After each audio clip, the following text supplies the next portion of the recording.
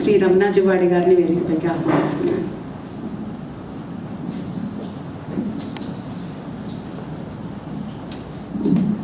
తెలుగు పదం కాదండి, తెలుగు వాడి మీద ఇది అంటే నేను ఈ పద్యం కాదు, ఒక చిన్న కవిత. అది పాట ఎందుకు చెప్పదలుచుకున్నానంటే ఈరోజు ఉన్న మన రాజకీయ వాతావరణం చూస్తే మరి మీ అభిప్రాయం ఎట్లా ఉన్నా మన మధ్య ద్వేషాలు ప్రజ్వరిల్లకుండా ఉంచుకోవాల్సిన బాధ్యత మా అందరి మీద ఉందని మనస్ఫూర్తిగా నమ్మేవాళ్ళు నేను ఒకటి. కాబట్టి నారాయణ రెడ్డి గారు రాసిన ఒక చిన్న కవిత తెలుగువాడి మీద రాశాడు ఎప్పుడో 1975లో.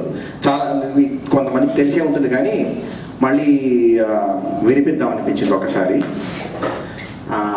గుర్తు తెచ్చుకోనండి ఒకసారి. శాతవాహనుల వంశాన పుట్టినవాడు, కాకతీయుల పోతుగడ్డ పైన మెట్టినవాడు, పల్లెలోనే కాదు ఢిల్లీలో సైతం పెద్ద గద్దెలనేటి పేరుకెక్కినవాడు, ఎవడు వాడు ఇంకెవడయ్య తెలుగువాడు, పంచకట్టుటలోన ప్రపంచాన మొనగాడు, కండువాలేనిదే గడప దాటని వాడు, పంచభక్షాలు తన కంచాన వడ్డించ గోంగూర కోసమై గుటకలేసేవాడు, ఎవడు వాడు ఇంకెవడయ్య తెలుగువాడు, నేల నలు దిశల డేరాలు నాటినవాడు,